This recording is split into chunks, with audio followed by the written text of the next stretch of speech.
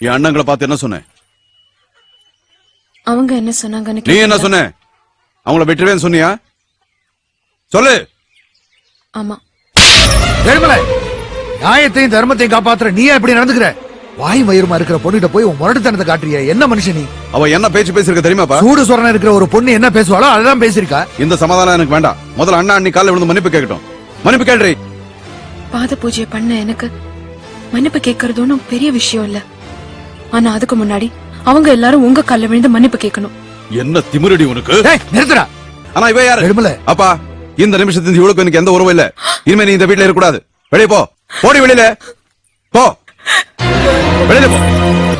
இது பாருங்க, நெஞ்சில உங்களையும் வயித்துல உங்க குழந்தைய சுமந்துட்டு இருக்கிற என்ன இப்ப வீட்டை விட்டு போ சொல்றீங்க. அது கூட நான் சகிச்சுக்கிறேன்.